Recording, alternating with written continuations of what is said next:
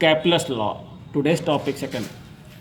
तो कैपलस लॉ जो है आर्बिट्रेरी मोशन, एक साइंटिस्ट है जिनका नाम था कैपलर, उन्होंने बताया था कि किस तरीके से प्लेनेट सन के अराउंड कैसे मूव करता है। उनकी जो लॉज बताए गए हैं उसी के बारे में बता रहे हैं। 3 लॉ होते हैं, Kepler's first law, Kepler's second law, Kepler's third law. तो कैपलस फर्स्ट लॉ जो है आपको लिखना है, क्या बताया अकॉर्डिंग टू कैपलर, क्या कहा, एवरी प्लैनेट्स, जितने प्लैनेट्स होते हैं, किसी को पता है प्लैनेट्स क्या होते हैं? जो सन के चक्कर लगाते हैं उन्हें प्लैनेट्स कहते हैं, और जो अर्थ के चक्कर लगाता है उसे सैटेलाइट कहते हैं।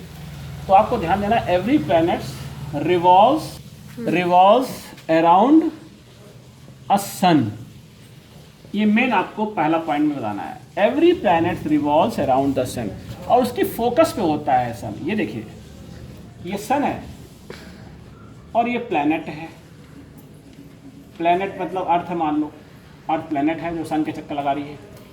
तो जो सन उसके फोकस पर प्लेस होता है, और जितने भी प्लैनेट्स होते हैं, every planet revolves around the sun, इसलिए इसको एक नाम और दिया गया है, लॉ ऑफ क्या कहते हैं? Every planet revolves around the sun. First law को कहते हैं बेटा law of orbits. Every planet revolves around the sun in elliptical orbit, इसे नाम है इलिप्टिकल ऑर्बिट में मूव करता है। ये देखिए, आप देख सकते हैं, it is the first law, Kepler's first law. Second, जितने भी प्लैनेट्स हैं इक्वल टाइम में इक्वल एरिया को स्वैप करते हैं। इट मीन्स एवरी प्लैनेट्स की जो आप कहते हैं areal velocity of every planets constant, equal time में इक्वल एरिया स्वैप करते हैं, इसीलिए इसको क्या कहते हैं? लॉ ऑफ एरियाज, क्योंकि एरिया से रिलेटेड है। एरियल वेलोसिटी मतलब जितने टाइम में जितना एरिया स्वैप करता है उसे कहते हैं areal velocity of every planets always constant. It is also known as law of areas. Okay, and third,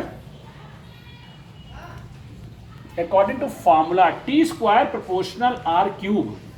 T जितने भी प्लैनेट है उनका टाइम पीरियड है, तो square of the time period of every planets is directly proportional to the semi major axis between sun and planets of cube, यानी cube root of semi major axis between sun and planet. तो T square proportional R cube and T square is equal to K R cube. इसको हटाया, के constant है, तो इस पर formula बन सकता है T square upon R cube is equal to constant, और एक फॉर्मूला बना लो T1 square upon R1 cube is equal to T2 square upon R2 cube. तो कहीं कहीं न्यूमेरिकल में अगर आ जाए, 2 टाइम पीरियड दिया हो, एक डिस्टेंस दी हो, एक निकालनी हो, यहाँ पे रेडियस नहीं बोलेंगे क्योंकि आप देख सकते हो सेमी मेजर एक्सिस, इसका मतलब हुआ कहीं पर ये डिस्टेंस ज़्यादा होगी, कहीं पर कम होगी, इसीलिए इसको हम लोग रेडियस नहीं बोलेंगे, क्योंकि इलिप्टिकल ऑर्बिट में कोई सर्किल नहीं है, इलिप्टिकल ऑर्बिट है। तो आप देख सकते हैं कि किस तरीके से Kepler's law, first law, second law and third law. Now third formula, third topic में कुछ फॉर्मूले लिख रहे हैं जो न्यूमेरिकल में काम आएगा। फार्मूले में पहला फार्मूला भी आप देख सकते हैं, F is equal to mg mass into acceleration, यहाँ पर ड्यू टू अर्थ, तो उसके हिसाब से लिख रहे हैं। और इसी को हम लोग अगर लिखे हैं मास, तो ये W भी हो सकता है, W is equal to F is equal to m into g. दूसरा F is equal to G m1 m2 upon R square.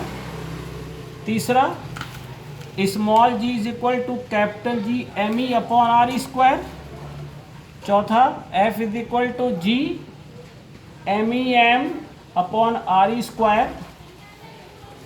ME की वैल्यू, RE की वैल्यू मैंने आपको बता रखी है कि मास ऑफ अर्थ कितनी होती है, रेडियस ऑफ अर्थ कितनी होती है। इसके अकॉर्डिंग आप देख सकते हैं कि कुछ न्यूमेरिकल भी आपको बताए जाएंगे, कुछ न्यूमेरिकल और होम असाइनमेंट अभी आपको दे रहे हैं, ठीक है।